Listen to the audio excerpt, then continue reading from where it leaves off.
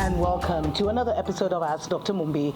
My name is Dr. Mumbi Saraki. How you doing? How's everything going? I really do pray, family, that this, this story finds you in the highest vibration, connected and spiritually online to a so-called higher power, to somebody, to your ancestors, to your guardian angel, to your spiritual team, at least. Don't be relying on Babylon for the next, for the next dispensation, family, because we are in a new spiritual time. And if that is not apparent, to you, then you may just be on the wrong timeline. But those are stories for other days. My inbox has been flooded, family, since I think Ruto released his story about 2-3 weeks ago about how he said, fingerprint recognition will be part of Kenya's digital ID, as well as the iris scan, after a conversation with Bill Gates, where Bill Gates allegedly urged Ruto to implement the new digital ID system, where he talked about how, it would include every person would have a unique number and they'd be able to transact with their iris. And the funny thing is, family, a couple of months ago, I think in July or August or June or something like that, there was a company that came out of nowhere from the US and set up at the Kenya International Conference Center, the KICC. And they were basically scanning Kenyans' irises in return for less than $50. It was like 5,000 shillings. I think 5,000 shillings might be $30. And there was such a crazy line, family. And this raised a lot of debate in Kenya because people were like, that's not a good sign, even for the government.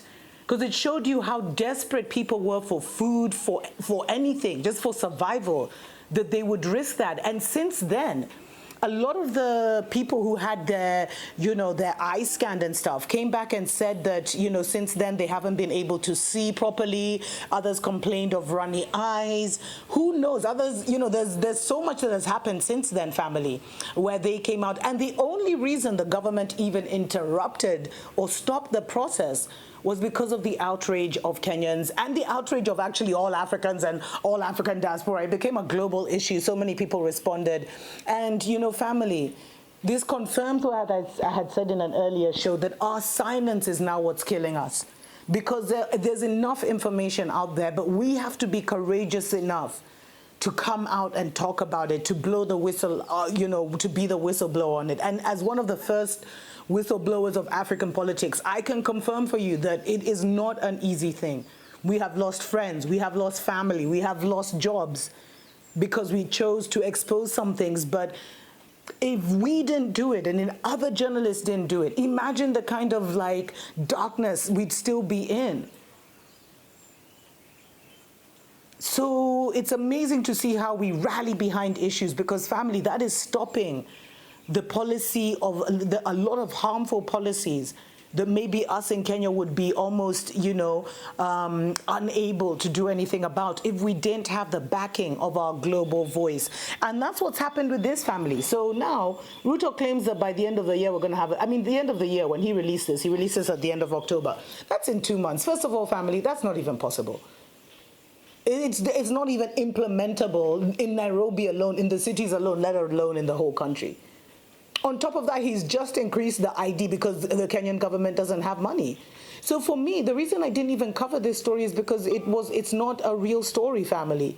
It's like our government has gone around so much to different countries begging for money.